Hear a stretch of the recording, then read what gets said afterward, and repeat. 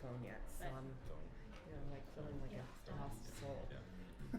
Poor wandering Yeah, boy. I mean, like it's there's an open world Yeah. out there, and Yeah, but that's okay. But that's how it works. You turn in your score and then they rehearse it. Yeah, I'm And then on they the end of a cold, so I'm glad I'm not a singer. and the windows They never pay me enough. It's so much pressure, right? It's just, You're meant to I do guess it if or I not like meant to singing, do it. yeah, right, exactly. If you like I can't singing. even. Well, No, I mean, I like don't put. come back. I will say those things that can be taken in the worst possible way. that should be fun. I'm very gifted at that. I'll say things in front of my orchestra sometimes. I'm like, Yeah, right. Where? Yeah, Is that at AOP? it'll be at South Church Space.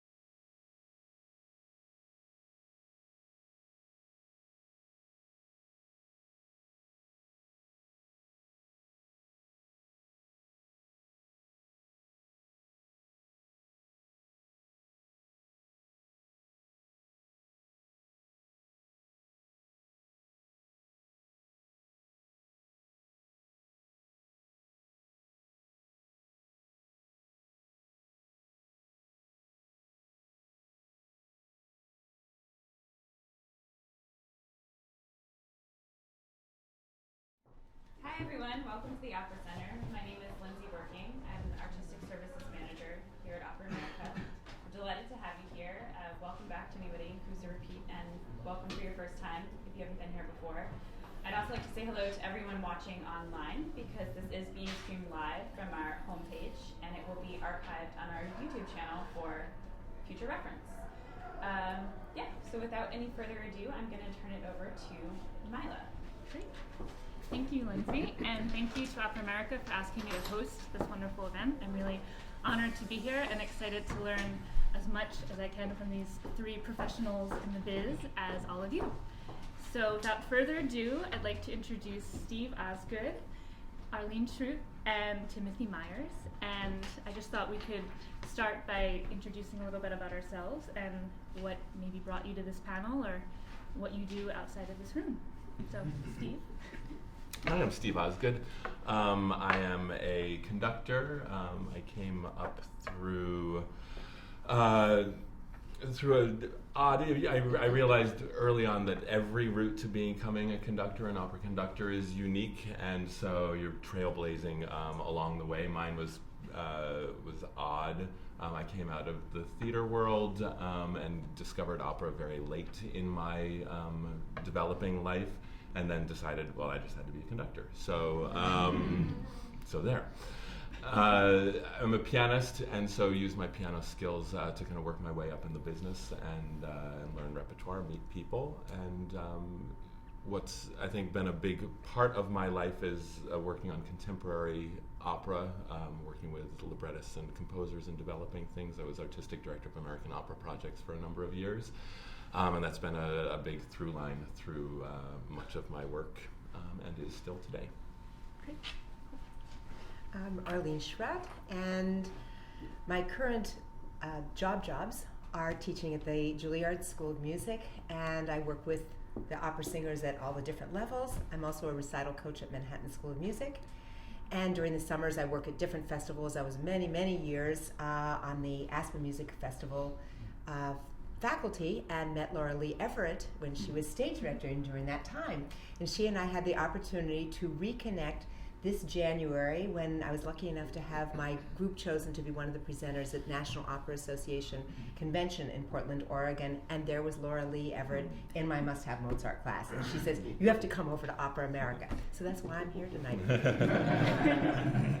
My name is Timothy Myers. My home company is North Carolina Opera, where I'm the artistic director and principal conductor. Outside of that, I usually spend 5 to 6 months a year guest conducting. I try and keep my schedule pretty even between opera and symphonic engagements throughout the calendar. And I'm on this panel because they announced it, and I thought, and they didn't announce any panelists, and I thought, wow, I think I have something to say about this. And because it's such and I'm sure Stephen would say the same thing. It can happen many different ways, and there are some givens, but not very many. And so I think I always found it fascinating when I was, just starting out, to see how other people did it, and that there's not one path that necessarily, and you sort of have to, like Stephen said, sort of blaze your own trail, and that's something that always fascinated me. And so, then I've always thought, if I can sort of say something that might spark an idea for someone else, I'd really like to do that. So I just wrote them and I said, don't you want me on your panel? That's how you do it. And Yeah. that's great. I'm going to take notes. Yeah, that's a good way. And my name is Mila Henry, and I'll be your moderator. And I am a freelance pianist and also the resident music director at American Opera Projects. And I also play for a lot of other independent opera companies around the city. And I joke that I sort of play for whoever calls on whatever day. I will play for you. So it's been really great, and I'm happy to be here and host this panel and learn. So before we start, I just wanted to take a brief poll from our audience and see how many accompanists or collaborative pianists, as we're more favorably called sometimes, there are. You can just raise your hand. Let's see. 1, 2, 3, 4, 5, 6, 7, maybe around 8 to 9. Cool. I'll be submitting this to the government later. And how many coaches, which could also be everyone in a way. Let's see. Okay, cool. And how many conductors? Excellent. Steve? No, Oh, sorry. Timothy? Oh, yes. Excellent. And do we have any new graduates in the room? I'm just curious whether from undergrad or master's, doctoral. Cool. Excellent. Thank you. Okay, so to begin, I think the first question is, how would you recommend pianists or anyone evaluate their career goals and how to reach those goals, which were just talking about a little bit before we started. So let's just go one by one. And Steve, what would you say? What are the next steps if you're starting out? You know what? I actually want to defer. I want to speak later because that is so not the route that I took. That's true. All right, excellent. That Just I cross off this general question. Yeah, no, I'll chime in. Wow. This is just what happened for me, but I think it's useful. There are so many different ways as a collaborative pianist that you can go, and I think you need to look within that at that moment of, like, getting that degree or whatever, to really think back on what have been the peak experiences associated with making music in your life, what kind of activity it was, what kind of repertoire it was, in what performing situations or what learning situations that just gave you your peak experiences, and say, I'm going to really go in that direction because I will always feel passionate and involved and like one's making a difference in the lives of others if you do that. I think my path was a little interesting, that I came to opera very, very late. I didn't see an opera until I was 21. And my interest was very varied. And when I was in undergrad, I took 3 years off in between high school and college. I worked mostly in commercial music. I was living in Nashville. And then I went back to school for music, for piano. And I quickly realized that I liked collaborating more than anything else and making music with other people. And at the same time, I took the kind of the required conducting course, and I thought, wow, that's interesting. That feels like kind of a natural fit, and people respond, and I like that kind of style of music making. And so then I found a good professional conductor to kind of mentor with, and I worked with him, and he's where I really learned that being a conductor is 90% studying scores to maybe 10% on the podium, if that. And then I thought, well, maybe I should go to graduate school for conducting. And then everyone interested in conducting does, you read the memoirs of all the greats. And so I started reading, I remember reading Scholte's memoirs and all of these and thinking, wow, these guys were serious about one thing, and that was being a great musician, period. The first time the New York Philharmonic approached Leonard Bernstein, he turned him down because he wanted to spend time writing more music and making more music himself, right? And I just thought there's something to that. And then I also realized that all of the conductors that I really admired had one thing in common, and that with the exception of maybe Bernstein actually, had all come through the opera house. And I thought, okay, well, there's something to that, but I don't know anything about opera or the repertoire. I knew a lot of Lieder, but I probably knew 5 arias maybe. And so I decided to go to graduate school for opera coaching, knowing that I was going to be a conductor, but that I wanted to sort of leave the symphonic repertoire for a while, learn the opera repertoire, learn voices, learn the languages, learn how to play for singers, et cetera, et cetera. And then so that sort of then came back around. And so for me, the goals were, and this continues to be my goal, just to be a better musician tomorrow than today, and to conduct better rehearsals tomorrow than today, and better performances tomorrow than today. And that's sort of the overriding goal. I think also one thing that I started out with, especially in grad school, is I sat down and I just made 1, 3, and 5 year goals. And so coming out of graduate school, in 1 year, I wanted to not be homeless. In 3 years, I wanted to be covering at an A house. In 5 years, I wanted to be conducting at this level. And I had everything in there, like amounts of money I wanted to be making, people that I wanted to contact, things that I wanted to develop. And for me, it's funny, I've met almost all of those goals, and I just continually revise it. But I think it's also not just about making the goals, because sometimes it's about having something in your mind. And not on my list of goals is to conduct at the Metropolitan Opera, right? Because for me, I certainly hope to conduct at the Metropolitan Opera someday, but I wouldn't feel like a failure if I didn't, right? So I've tried to keep the goals as things that I can really achieve, or at least almost get there, right? Which, and I found that just having that mental structure of where I was going automatically helps you make decisions. And I mean, we can talk more about that later, kind of the decisions I made coming out of school to stay on the right track, but I found that was important for me. Cool. Well, before we go on, actually, and you sort of touched on like 3 goals that you set for yourself in the beginning of your career. Arlene, what were 3 goals that you had when you were starting out? I felt like I really needed to assess what I knew and could do and really work in that area. Also realizing what I didn't know that I wanted to know, and to shore up all of those shortcomings as quickly as possible so that would move into the list of the things that I could do and work in. Sometimes it's a matter of genre, sometimes it's a matter of language, sometimes it's a matter of styles, just that one has to have. And then the last one really, I think, is developing a specialty, and I have actually a very funny story about it. I never thought that much of it until I had an organization that I'd started called National Association of Accompanists and Coaches. And we did wonderful things. We had a concert series near Lincoln Center. We brought composers in to talk. There was a fabulous session by Will Crutchfield on bel canto style.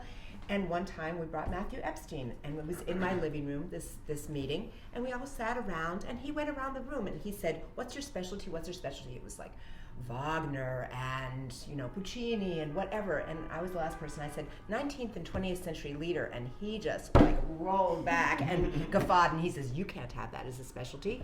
There's just not enough recital work happening in the world for you to do that. You have to figure out what it is." So, I mean, speaking of just excellent timing, my old mentor from college, Bob Spillman, had just come back from Europe, and and he said, "How would you like to teach at the Aspen Festival?" "Fantastic." He says, "You have to teach a class." I said, "I do." And I thought, what do I never ever get tired of in opera? Mozart. So literally, sometimes I would be one night ahead of my students in the full score and in the Barenreiters and like trying to get it together. To prepare, but I was so lucky because I got to do a lot of productions, do my first continuo work, all of this at the festival, then expanded to German repertoire, and then was even lucky enough to be able to go into a ring in 1998, so going from the smallest to the biggest. And then come back, and now within my group New Triad, I've created a Mozart opera class that I teach all around the country. And what a joy to take, something like that and just be able to teach it, workshop it, get this level of experience, and then give it back in a bigger way. It's just wonderful. And before we started, Steve, I heard you mention something that I think is very relevant about having sort of a musical lineage or heritage or family tree, that being able to trace back how you've gotten to the point you are all the way back to like 2 people. Yeah. So how do you how does that start? How do you begin networking or begin connections or forging, how to make those connections? The very first, and I have to remember to thank my little sister for this, the very first gig that I got was, and this was when I had been in the experimental theater scene here in New York and decided, okay, I have to stop driving these people who are really good with folk songs crazy and actually go and start working with people who are qualified to sing the stuff that I want to be working on and that I'm trying to foist on these other poor souls. And my sister was an undergrad at Dartmouth, and she, said to Louis Burkott up there, she's like, "Hey, my brother plays the piano, and why doesn't he come up and be, with your festival that summer?" And so I got my first apprenticeship because of my little sister, and then from there, the advice was, you go home, you buy Musical America or Xerox the pages at the library because you have no money. And send your resume to every single company in New York. and then send it again, and then send it again. And so I sent to, and it was especially at a wonderful time when, you know, the Amatos were going. There's so much activity, and I got 4 jobs from that as an accompanist, and we go in and play, and then start just meeting people. Those couple, those you know, great grandparents of mine professionally, you know, are people that I met somewhere through there, but you know, it really became like, oh, okay, that is the person that recommended me for that thing, that's the person that recommended me from that, and then the family tree kind of branches out from there. But just meet people, do good work, Be nice. and be nice. Say thank you. Thank you. Be polite. Yeah. And then pick up the phone. And answer it. And yes. Yeah, and I would just add one small thing Yeah. to that, along with, you know, all those wonderful positives that you were mentioning. I think to really be a problem solver, that when people come and there are issues and they're really stressed out about it, that if you can help them solve a problem, it's wonderful. They will never forget you for it. Yeah, that's true. Yeah, whether musically or even something just on the side that relates Absolutely. to the project. I mean, it always, Yes. I think I've learned that it always helps to be helpful, and as long as you can, you know, get yourself out there and put in whatever input you have, then hopefully it'll lead to something, which is great. Yeah, and be professional. Mm-hmm. Really, Yes. at every step of the way. Like, you know, there's if you want to, the more you want to climb, less you have. There's no room for snarkiness. No, There's a definitely. lot of snarkiness in the business, and it's just great to leave that at home, and just be positive. Mm-hmm. You jerks. Well, I know one thing that can probably make everybody a little snarky is when our schedules get snarky and pretty busy themselves. So I always find that I always want an exotic vacation when I'm extremely busy, and yet when I'm free or have some free moments, I'm trying to find the next project or the next fulfilling thing to work on.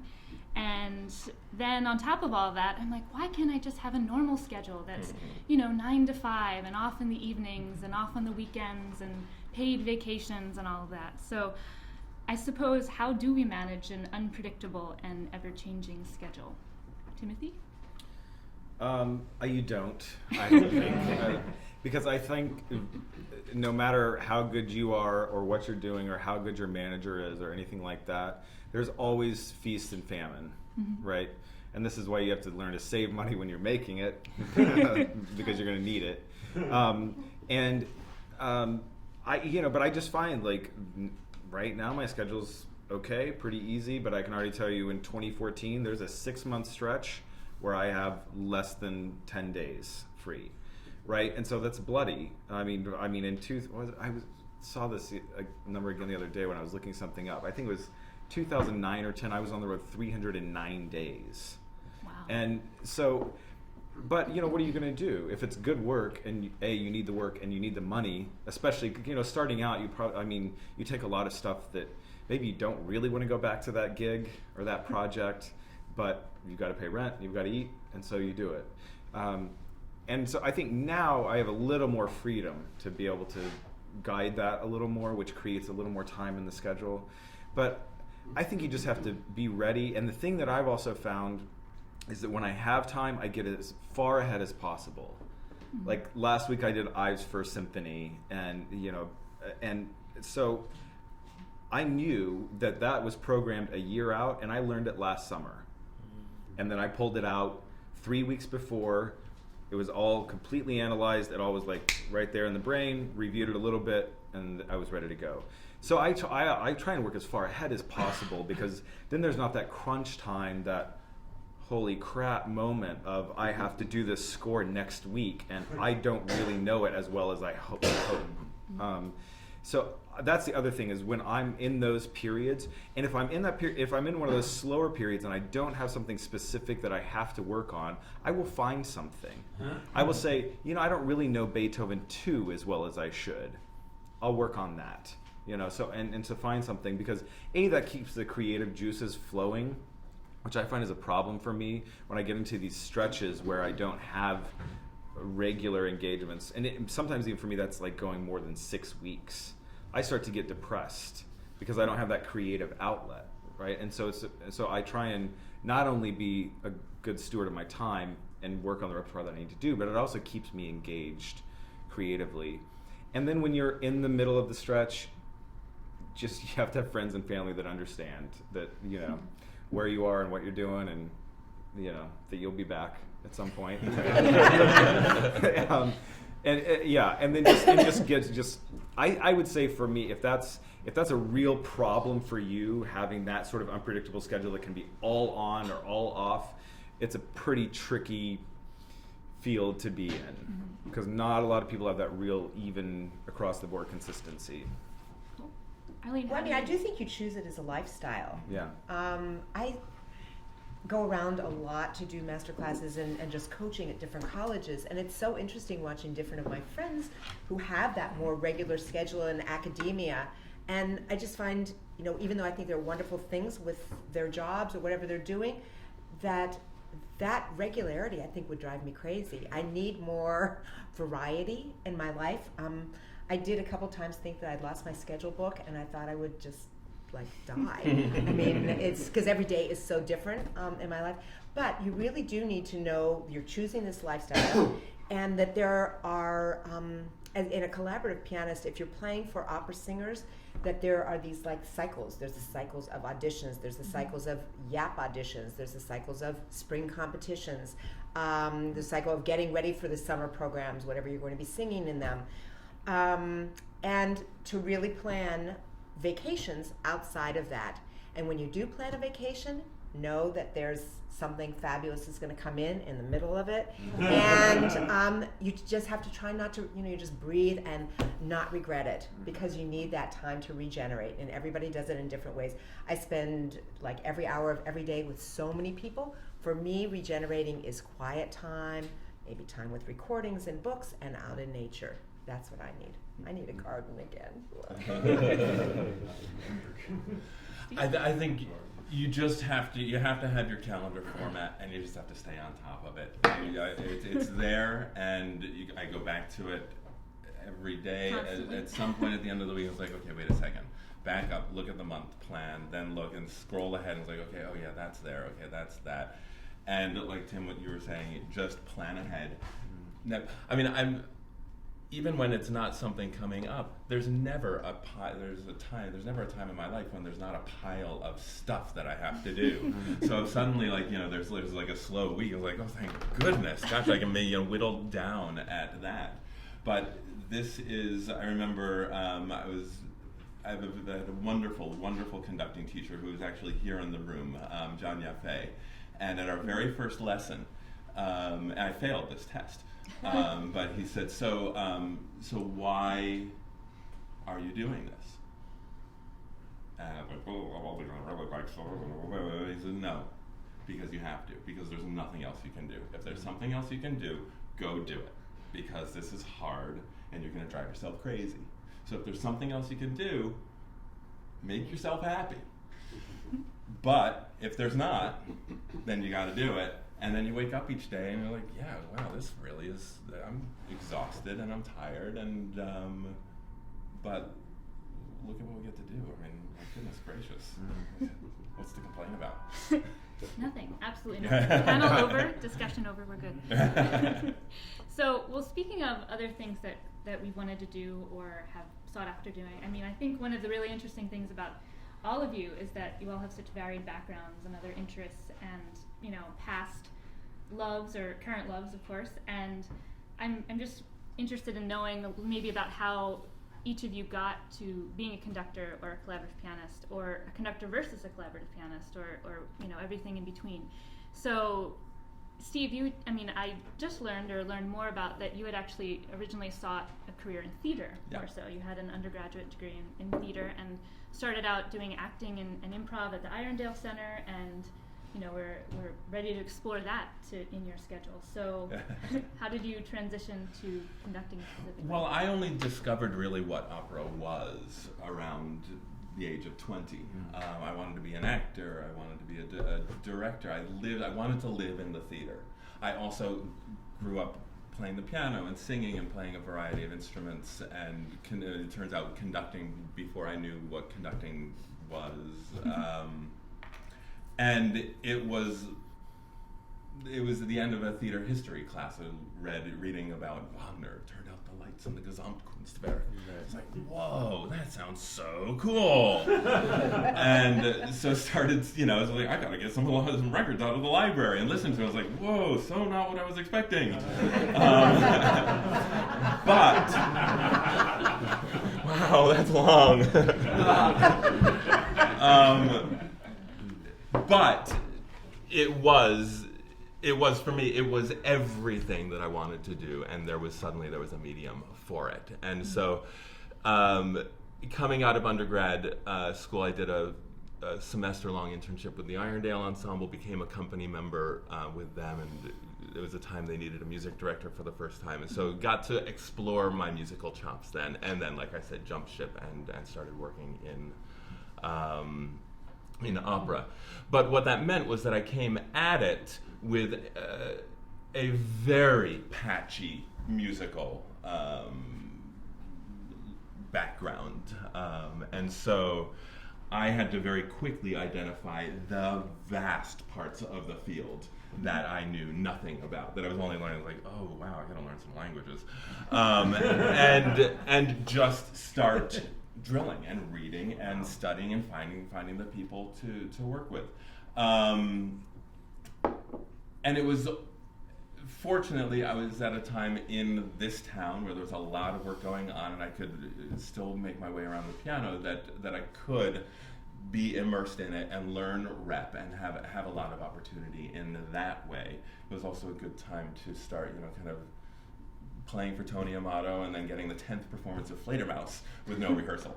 But to be in there doing it. One of the things that I have found in my theater work, and then also in all of my career as it's built, is that I learn a lot from the great people I work with. I learn more from the more challenging places. Learn more about, so that doesn't work. Okay. And then you think, okay, well then what would perhaps work in that? And so I think keeping that idea of, especially when things are less than ideal working situations, to continue to learn and absorb stuff that will later shape what you're going to do. And then only very late in it, it was kind of like, okay, that's a conductor that I don't want to learn from. That's like that. And then working on a new piece with John, that was the first time I was like, oh, that's what I want to look like when I'm conducting. Good, please teach me. And finally, at that point, it was like, okay, conducting technique, and studied with John for a couple of years in his living rooms, with him grilling me. So everything was collected and collated and added onto that core thing that I wanted, which was to be in the theater. Finally, in the theater where this great thing called opera was happening, and that's been my through line. Interesting, cool. Now, Timothy, I thought this was interesting. On your website, you said, I started off as a pianist, but I realized that I didn't like spending 6 hours a day by myself in a room with an inanimate object. Who does, really? And that I really liked making music with other people. And you touched on this earlier as well, and I actually thought that same thing and chose to go more of a collaborative piano route. So I'm just curious, what made you choose conducting over that, since you were clearly experienced in both? Color, possibility, tone, just depth of the instrument that is an orchestra, I think, is a really, really special thing. And I took it very seriously in undergrad when I started getting interested in conducting. I think pianists that want to become conductors are already at a disadvantage because you haven't spent your whole life sitting in youth orchestra rehearsals and college orchestra rehearsals and learning the organism that is an orchestra. And I mean, I dabbled in cello a little bit when I was a kid, but I actually, in college, when I had an inkling that I might be interested in conducting, I started studying violin. And I would just go down and sit in the high school orchestra section and read. And for me, that was important to kind of learn the language of these instruments, or like talking to players that play certain things. And so, and I just became increasingly fascinated, and I still am. You know, when I'm in front of an orchestra and I ask for just like to roll the bow one direction a tiny bit, like when 16 players do that, the difference in sound that it can make. And so I'm, you know, or you ask for certain, you know, something from the brass section, you know, to put meat in this part and kind of balance it this way, and then all of a sudden it completely changes. Or you tune one note in a chord and all of a sudden it opens the entire spectrum. I mean, these are things that just fascinate me about music, and that I just, as a pianist, I felt like I was always imagining more than I could ever do. Even if I had been even if I'd been Horowitz, right? I don't think, like, my imagination musically was beyond that. And yeah, and I think that, so for me, that's why it just felt, and it also just felt natural in that if you're doing it, and we've all seen conductors and that are being begrudgingly followed by the orchestra, or perhaps just completely ignored, as often happens. But I think there is something to conducting that there's a natural sort of communicative quality to it. And I really love that part. I love interacting with an orchestra, and I love all the parts of the body language. I love knowing, you know, that if you do this kind of gesture to the strings, you're going to get a sound. If you do that to a wind section, you're going to get as many different attacks as there are players in the section. Right? So, but you know, so knowing these things and knowing the psychology of when that principal trumpet at the beginning of Mahler 5, just, you know, knowing what's going through his head and how to make it a comfortable thing for him to play that big solo that everybody in the world knows. And I just love that interactive quality. And I love the psychology of it, of going into a new orchestra when you guest conduct, and there's that whole sort of blind date thing, you know, where in less than 5 minutes probably, if they give you that much, whether or not it's going to be a good week for you and them. And you know, I don't know, I just love everything about it, and making music in that way. And when it's sort of all the stars align, which is the goal, then the glorious things that can happen. And I'm really passionate about that. Cool. Arlene, did you always want to pursue collaborating, or did you ever want to do solo, or how did you? No, I don't have a fantastic memory in any way, shape, or form. I think it's like in my family. So even though I could do well and I won some piano competitions, I was always very, very nervous playing from memory. So that never seemed to really work for me. But my really big aha moment happened when I was a freshman at Eastman, and they had a wonderful concert series there, and Janet Baker and Martin Issa came, and they did an all-leader recital. And I didn't understand at that point one word of German, and I didn't care. I had tears running down my face the entire time. It was so magnificent. And I said, that's what I want to do for the rest of my life. And that's why you can imagine when I had that time when I was told, no, 19th and 20th century leader, that isn't what you can do, that was like really horrifying for me. But I think sometimes you can also go back to like the place of something that was like very sad or very even like shameful in your life and have it turn around. And one of those things was when I finally got with a fantastic piano teacher in my grad school. I was a very tense player. I had to start from scratch when I started grad school, and I really, really learned how to play in those 2 years. And she said to me, you know, have such a like over interest in like using the pedal as a coloristic type of thing. She thought, you know, for solo playing that it was sort of ridiculous. And I said, well, I don't know, that's how I feel it, that's how I hear it, that's how, you know, it's the whole instrument. So now that I still really love the piano. I never desired to be a conductor. I understand what you're saying, but I never wanted to go there. I still love the instruments so much, but most of my performing is playing in international competitions and playing their galas. So I'm always playing something that was written for the orchestra. And even though Bob Spillman used to say, it's only a piano, Arlene, I don't care. And that creative use of the pedal has come in so handy playing orchestra reductions. Yes, finally. That which was really, really not the best thing when I was just trying to be a soloist, now is very useful. Yeah. So when you all have a new piece or a new work to conduct or something to coach, how do you approach it? I mean, whether it's brand new or modern or standard, is there like a certain path that you always follow when you get something new, or do you have an outside ear, someone that you go to maybe just to get some feedback? Steve? It really comes from where I come from. I read the story. I mean, so much of what I do is operatic. Occasionally, there's some nice, juicy concert gigs that come up, but then even then, it's some version of the same thing. Reading the story doesn't take as long when it's a symphony. So then you move on to the next steps very quickly. Read the story, find out what the story is that we're trying to tell, meet the characters, and then figure out everything that they're going to sing, and then work down from there through the orchestra. But start with what are the words, how are they singing them, and then adding all of the the metric stuff and the harmonic language. But it's all from the voice. Do you ever find that you want to bounce ideas off of someone, or do you sort of keep your own guideline?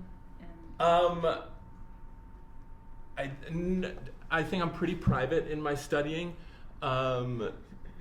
because I feel if I've got that impulse to bounce ideas off of somebody, it means that I haven't.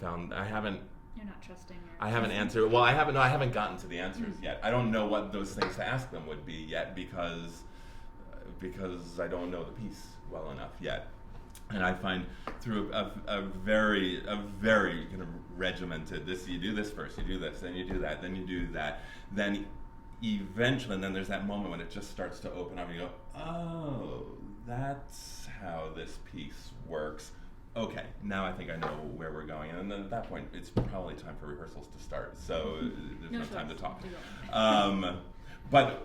But I find through having a series of steps of studying and just preparing a score, it allows me to not know what the answers are yet. And so there'll be a point, inevitably, that point when, okay, I'm making the decision to where are the phrases? Where do the phrases start? Where do they end? And then suddenly that's when I see, oh wow, this piece has all these 3-bar phrases. I didn't see that before. Oh, look, 2, 2, 2, 2, 5. Interesting. And then all of those things start to emerge in very surprising ways, and then it starts to kind of lock itself in.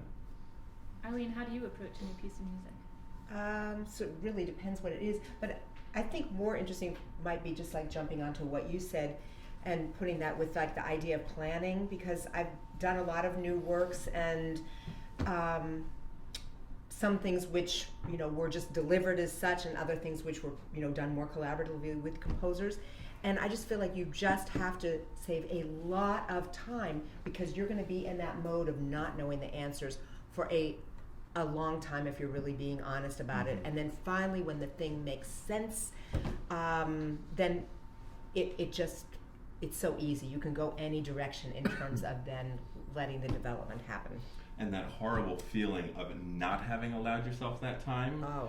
And then because suddenly you have to start coming up with answers and you don't even know what the questions are yet. Right.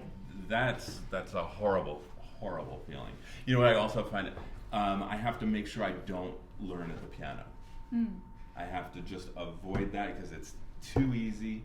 It's too easy for me to just play something and not really digest it, absorb it. Talking about like an orchestral score or anything? Even a just song it's for at the dining room piano table. and voice. Yep. Figure it out there, and then go later. If something I'm going to play, go there as late as possible, and then the time at the piano is so much you do more it efficient. more mentally, or do you use okay? Oh, I sing a lot.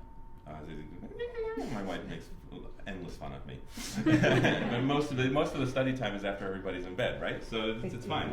Make a martini and get back to studying.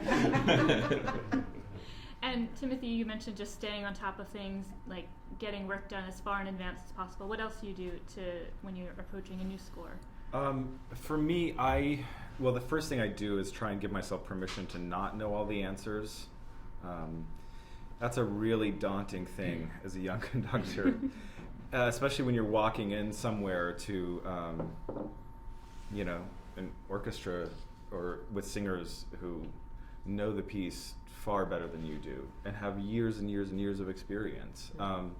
Is first of all just being willing to lay that cross down. The second thing is just on a more technical level. I'm very similar to Stephen in that I work architecturally. So with an opera, yes, I'll read the story, but the first thing in any score I do, opera or symphonic, is I do a formal analysis. Even if it's not entirely accurate, even if I end up adjusting, but I'll just crash through and I'll just start marking phrases and try and just get a picture of it on a big level and then see how it starts breaking down. Because I find that once I do that, then I memorize very quickly because then I have context to do it. And like you said, if there's maybe an unexpected 5-bar phrase, well, why is it? Is it because of the text? Is it because there's an instrumental reaction to something that the character's doing?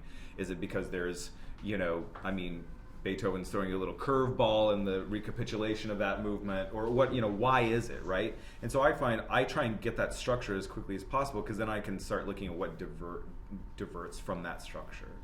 And that gives me context to learn it. When it repeats, is it the same instrumentation, or why is it slightly different, or why do the violins play 16ths a second, in the recapitulation, or whatever? For me, I start noticing those details once I've sort of shrunk it down to more manageable context, instead of flipping through a several hundred-page score, thinking, "What the heck am I doing?" So I find when I do that really quickly jump starts me into a mode with that work or that piece. Great. Now, for those of us that maybe are solely interested in coaching versus conducting, or a little bit of both, what are some skills that should be developed when you're going into a coaching session, maybe for your first coaching session or for your 10th? What are some good people skills or good music skills to have when working with a group or a solo artist in a coaching?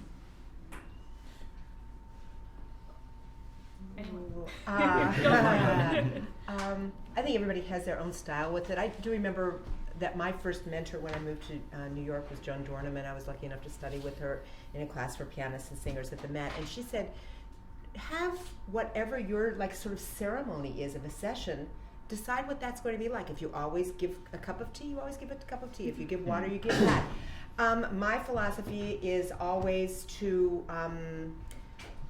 try to make the person feel comfortable and establish a sense of trust, and then to always hear them out on their pieces initially complete. Really just to feel like the joy of having, complete kind of performances through the piece. And then I usually tell people what I think was wonderful about what they did, and then say, well, we might look at these aspects. I'll usually say I think that there are a couple very big template ideas in here that we can work on, and then details, and then work through the piece.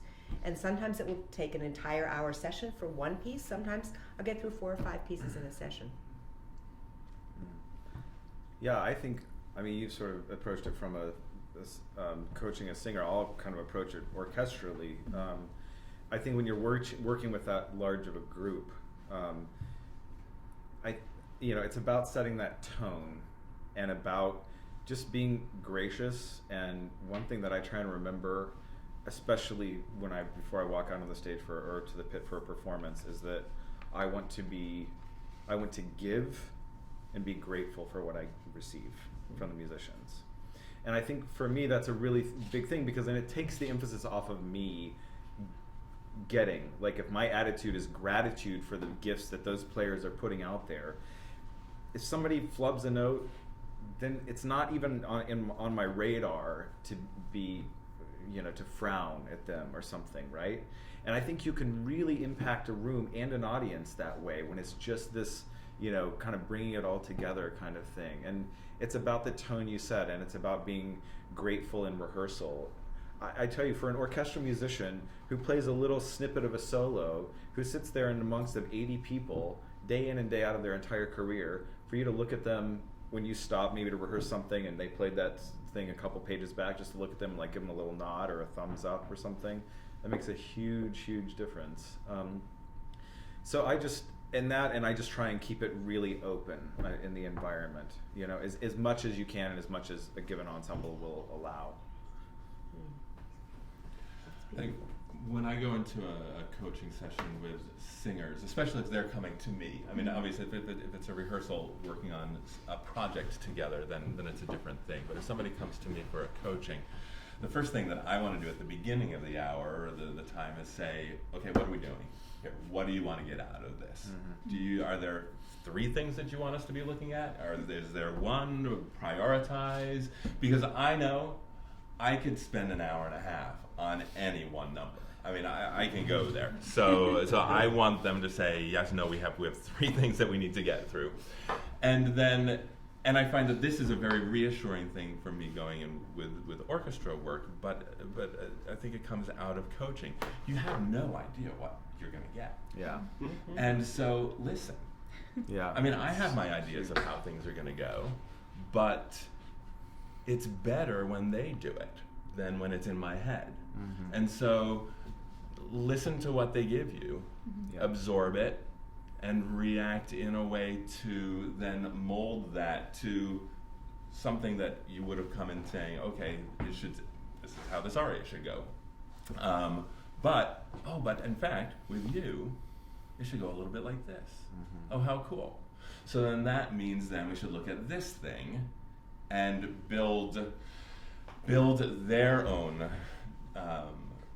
version, delivery, performance of this aria, which is very unique and special to them. Mm-hmm. And then I find it incredibly satisfying.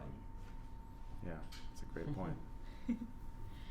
Arlene, on your website you mentioned, or maybe it was on New Triad's website, you mentioned that it was really important, or so important, for classical musicians to be able to connect with an audience in more ways than the music. So how can we do that, and why is it so important for us as pianists, as coaches, as conductors, to be able to reach that point? To get outside the music and connect with an audience member. I think it's the world that we're living in, that people really expect to have access to the artists. We see so many TV shows that are trying to make everyone feel included and considered, and that they have an insight into what goes on backstage and behind the scenes. So I think that's really important. And among the things that I think the artists need to learn, besides like bringing their own passion forth in the music at all times, but also to be able to really effectively speak with audiences from the stage, at parties, in business situations. And I think that's up until this point not been taught that much in schools. It's one of the reasons why I created New Triad, so that we could have an interdisciplinary approach to bring movement, deportment, drama, speaking with your audience, all these aspects together. And we actually spent a lot of years just trying to do this through kind of theatrical recitals and teaching instrumentalists how to speak with audiences, because they're traditionally don't want to be actors anyhow, but do need to learn how to speak with audiences more effectively. And then only recently really started looking into the operatic realm to create something. And also now I'm working on 2 projects which are in incipient stages, but really in teaching young artists how they can give back with their art for global causes. And so very excited about those. Anything to add, Steve or Timothy? Yeah, I think it's expected now that you are able to do that, and you're able to do it well. If you're not good at it, you need to go take a class or something, because now it's so much about.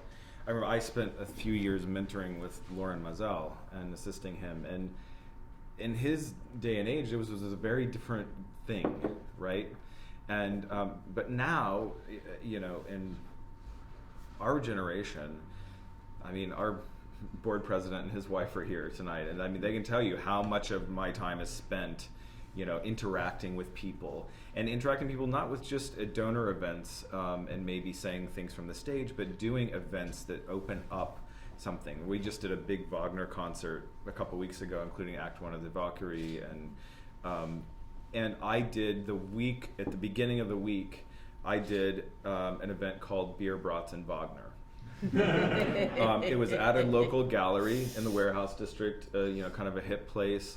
We got sponsors for the beer and the food and everything, and I brought the entire 17-member brass section from my orchestra, Wagner tubas and the whole thing, and introduced all the instruments. What is a Wagner tuba? Where did it come from? Who invented it? What does it sound like? Okay, play it next to the French horn, play it next to the trombone, blah, blah, blah. And I tell you, I mean, A, there were like 150 people there, and B, they loved it. And then they felt like they had a vested interest, right? Then when they come to the concert, they feel like they know somebody that some other people there don't know. They're like, oh, I see Wagner tubas back there, I mean, and so I think it's not just about being able to speak to them, but it's the way you relate to them. And I think that's really important when a given, I was talking to a colleague about this the other day, when we all grew up in school, even in elementary school or something, you had a general knowledge of who Beethoven was, maybe, or you were played these records or introduced to at least something like maybe the top 5 composers. A lot of people, that's nowhere on their radar, right? And our job now is to broaden the audience and to bring them in. And I think my philosophy is that a lot of people will come to the standard repertoire, to enjoying the standard repertoire from a backwards perspective, right? They're not going to start and get to know it by listening to Bach and then graduating to Mozart and then et cetera. It doesn't happen, not anymore. So I'm interested in creating ways to get that person. You wouldn't believe, when we did this Wagner concert, I'm pretty involved in the indie rock scene anyway, but these guys that would come up to me, these black metal fans, and how much they knew about Wagner. And the first one that came up to me started talking about the ring cycle, and I'm like, tell me more about this. And he's like, our genre wouldn't exist without Wagner. So drawing that connection and then having these events with all these tatted guys showing up, I mean, so like, what's the connection there, right? There are other connections to that. And so for me, it's going and speaking during a concert, I have to have a very specific idea of exactly what I want to say and the effect I want it to have and to whom I'm speaking and why. Otherwise, I think it's pandering, right? And that's when the audience is kind of like, shut up and make music. But I'm interested in finding those ways to relate to the audiences that really make them feel special and like they're on the inside, like you said. I love doing that. Well,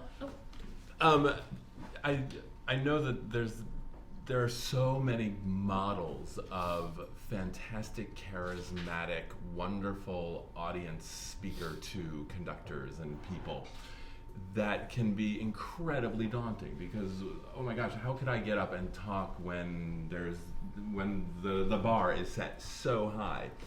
And I think that what is good to remember is that you don't need to be exceptionally charismatic or comfortable doing it.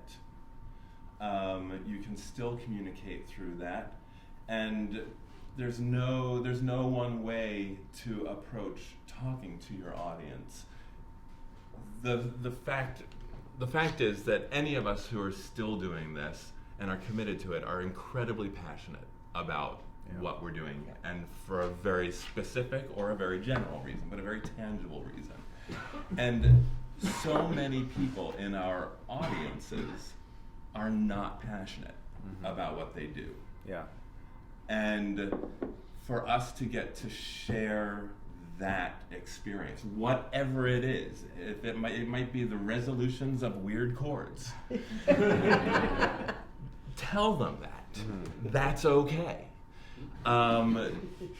It might be the weird saxophone, or it could just be I love Beethoven. But just share your passion with people, and they'll react. Yeah. And then they want to be part of the team. Yeah, that's right. Well, thank you for sharing your passions with us tonight. And on that note of bringing an audience in, do we have any audience questions? I could keep going. Yes, in the back, in the... Yep, that's you. Okay. I'm a pianist and I do some coaching work for some companies, and I'm trying to get into conducting now. And if anybody could speak to there's a lot of issues, of course, but how to get conducting skills, score analysis, technique, and then the very most daunting thing for me starting out, which is standing in front of an orchestra and having to get a rehearsal done and not be terrified by all of the orchestral members staring at the face. That kind of thing. Yeah. Well, let go of the not being terrified part, because that You will be. Yeah, you will be. Get over that. I think having identified what those skills are that need to be filled in is huge. Yeah. And then it's just a matter of saying, okay, where am I going to get that information from? Who or what book or what combination of people or books or a program? That's imminently doable. The thing with the actual band in front of you is, the precious few hours that we actually get to play our instrument as a conductor is staggering. And so, technique.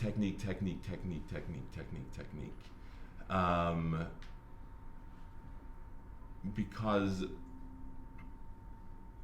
you've got this, and they have to do that, and you just have this to help them get it. But assuming that the musical values and priorities and sound that you want is there, then it's just a matter of how to lead them into getting there. So just endless hours of practice with a trusted teacher, somebody who will pick you apart and put you back together, so that when that time comes and you have that 3 hours, you can make the most of it. I know that for me, the very first gig, I was gonna have my orchestra for Don Giovanni, and here we go. It was like, oh crap, this will be the first time.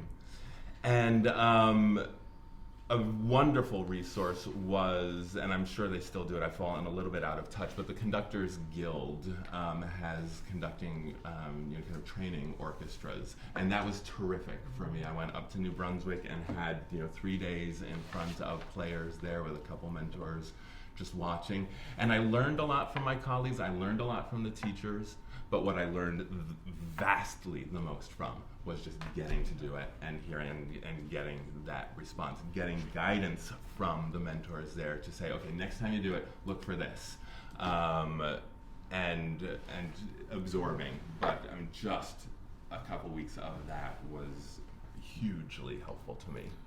Yeah, I think I'm really glad to hear you acknowledge that there's a technique to be learned. Because I think unfortunately I have seen pianists who are brilliant pianists and musicians and know the repertoire inside and out and are terrific, and they somehow have this idea that once they pick up a baton, that's all magically transmitted through their body, and it's really not. It's like a technique, just like you spent hours and hours and hours and hours at the piano. I find a couple things help. Stephen is exactly right about you've got to put yourself in a workshop situation, right? There are things where you can go and you just pay and you get X amount of minutes of podium time. That's very instructive, because no matter how many rehearsals you conduct with piano, it's an entirely different feeling. And I actually think that conducting too many piano rehearsals I think it's bad, actually. I find myself, I start dismissing things, or I start sort of letting things roll, or I'm not really critically thinking about that tempo because it's 10:30 in the morning and I'm, still drinking coffee, and the rehearsal pianist is sort of on autopilot, and you know what I'm saying? Well,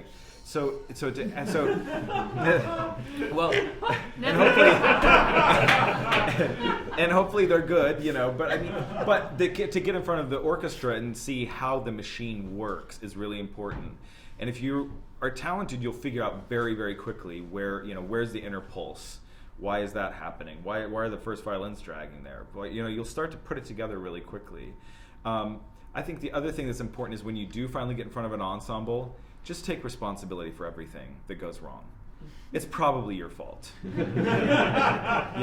I mean, just it really is, because you're probably doing something that you don't even realize, but it's confusing, or you're giving a preparatory beat that you think has a bunch of things in it and it's got none of it. So just take responsibility, be gracious about it. Players are really accepting of that. If you come in with that kind of gracious attitude of just, and you know the score, I think that's the other thing. Like, even now when I go into like a major orchestra that could easily eat me alive, the biggest thing that always helps me win them over is knowing it cold, inside and out, The other thing I would do is just, once you get the opportunities, is videotape.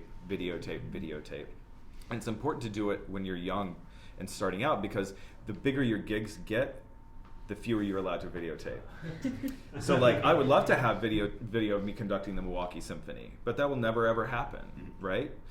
So I think you have to videotape, and I still do it when I'm allowed to or can, and you sit down and take notes.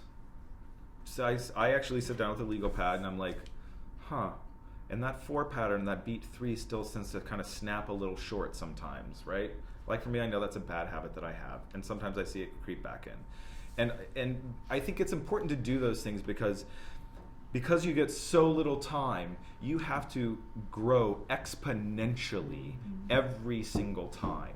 I mean, there is no sort of slow burn, right? I mean, the first time I ever got in front of an orchestra, to conduct, Magic Flute was a performance, or taking this over, or taking that over. And you have to be in that mindset that just quickly, in a split second, analyzes what's going on. Is it me? Is it them? What's happening? And then that mistake never ever happens again. Because that's what gets you the trust of the people, not only the musicians, but the administrators. They're like, okay, this guy can make it happen. This kid we can actually trust to put in for a matinee of Aida, and he'll make it, he'll do a good job. And so I think is just putting yourself with the skill set to just grow really, really quickly every time, and taking on that responsibility. Other questions? Yes. One in the front. After getting the first gig or two, how was the process of getting on to others? Just sending resumes out. If you have a company, is it podium exchanges, or what's the? That's interesting. Experience? I mean, for me, it was, I studied with a teacher who was pretty well connected and helped me. So my first professional job was the assistant conductor at Music Academy of the West in Santa Barbara. And then I was still in school, and then I got an opportunity to conduct something in Boston because of a connection. And then, so it was just slowly, for me, it was just figuring out where, like this lineage that Stephen was talking about at the beginning, of where does that happen, and one thing goes to another person. I think the resume thing is really difficult.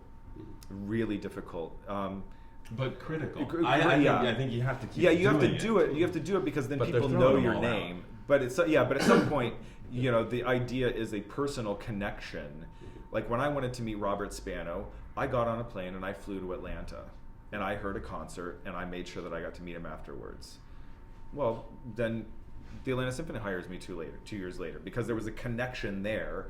And then my name comes up, and a programming meeting. He's like, "Oh yeah, that guy," And so it was like resume, handshake, maybe you develop the relationship a little bit further, and then something happens. But it's a tricky thing, and I think the other thing for me is I just didn't take no for an answer.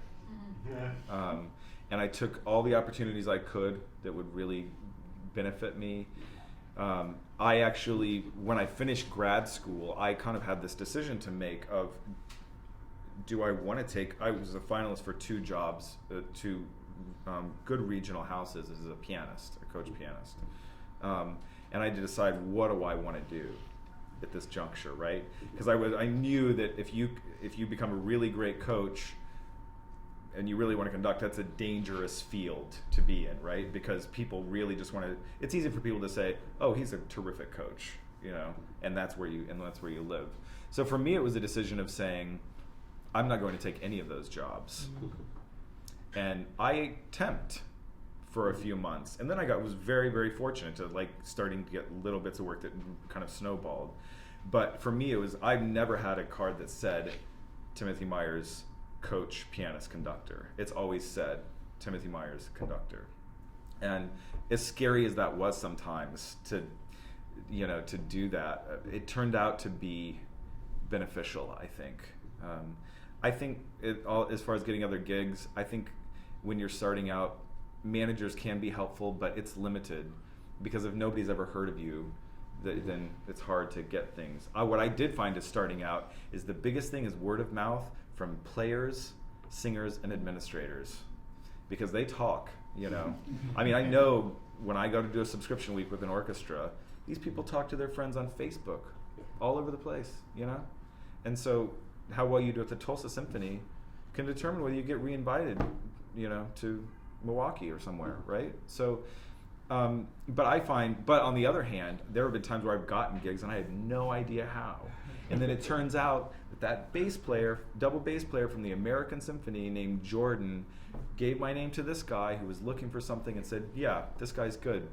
We should give him a shot, the more I think about it, it's that personal connection, right? That you have to figure out a way to wrangle. And be patient. Yeah, that's another big thing. It's just, God. I mean, it takes forever, and I think because when I came into it, I hadn't been to a conservatory, so those places where I would have forged early connections that would turn to mentorships or would have been the introductions into other places, I didn't come armed with those into the field, and so I think then you just keep looking for them and waiting, and keep the 1 year, the 3 year, the 5 year goals, and be realistic about them. Say, okay, I think I can get there in 3 years, and then just kind of pursue it. Well, I think we have one more. Okay. Yes. Something that's come up a couple of times, and when you were talking about not being a coach, this thing of having a specialty, because everyone knows that as soon as you do something twice, you're now a specialist. And so you get work because people start associating you with that specialty. So even though that's an important thing to focus on, it's how do you expand your repertoire? How do you get people to stop thinking of you in that way?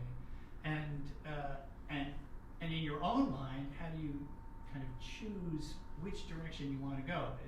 If I have work that I always get, and I'm trying to think, but I really would love to do a little more of this, but even just trying to decide which direction to push in. Do I push for 20th century work? Do I push for standards? Or do I become another specialist in something like Janacek? Or something like that? Don't do that. My philosophy has always been be what you want to be, and be who you want to be. So if you want to be, the next guy who is conducting, this and is the master of Janacek, then learn it all really well and get experience doing it, and then say I do this really, really well. But I think also there are things that sometimes this is going to be chosen for you. Like for me, I think I conduct the hell out of Wagner, but I'm a young American conductor. It's really hard. I mean, how do you get involved doing the Wagner and the Strauss? Because any company in the United States, if that stuff's being done, the music director is going to conduct it, right? Or they're going to bring a European. And if you go to Europe, well, how do you get there, right? So there's some things like that I think you also have to be kind of realistic about it and say, when I go to the Malaysia Philharmonic and conduct, they don't want me to conduct Bruckner. They want me to conduct Gershwin, and Bernstein and Copland, because I'm a young American conductor, so that's what I should conduct, right?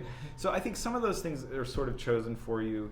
I always looked at it when I was, even now, of learning it all sort of, just makes my musical world bigger.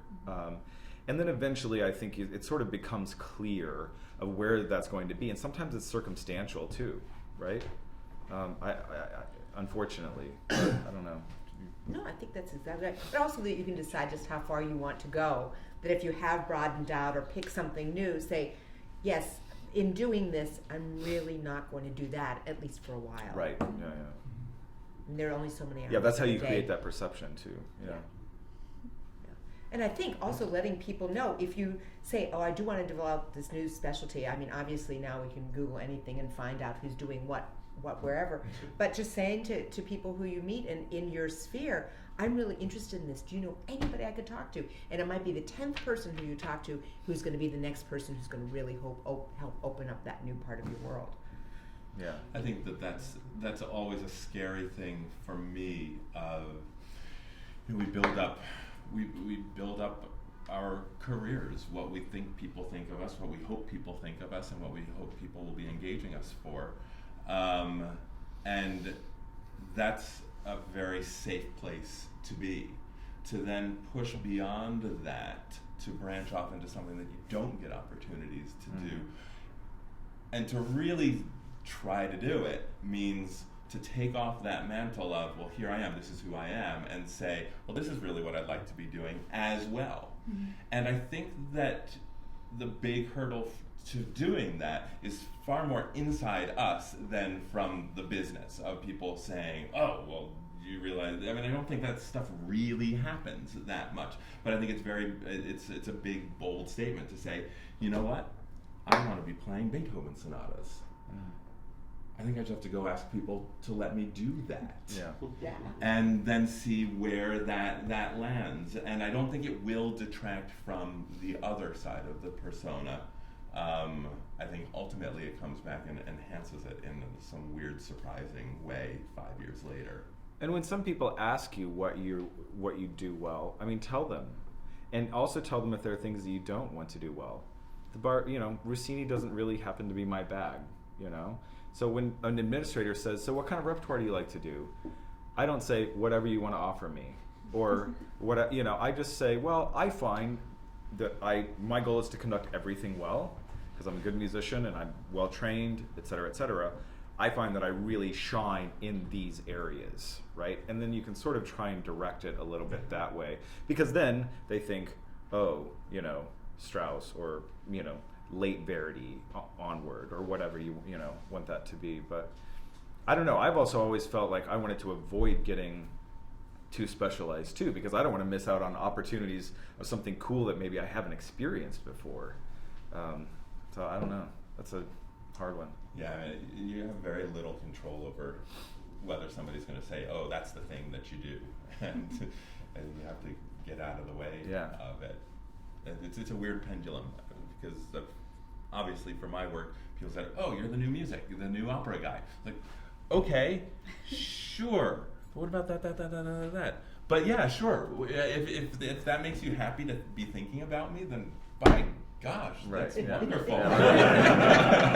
And by the way, I wouldn't turn down that Fallkura. Right. Right. But sure. Yeah. Great. Well, I think we have to wrap up, but I know that I have one last quick question that was on the advertisement and the informational sheet and everything, and I've been really dying to know. So how do you do your taxes? Do you hire somebody? Do you keep a really good Excel sheet? Do you just have it in a big box that you sort of go through at the end of the year? I remember the cameras running. Yeah. I always used to do my own taxes. Then when I got married, my wife's father is a CPA, and that was a really awkward year. Hi, so you've let me marry your daughter. Yeah. Here's how little money I make. So now he does our taxes for us, and it's wonderful. The thing that I do, every time I get a check that is not W-2, that's 1099, I take 30% or 40% if my manager is involved in it, and just put it in a savings account.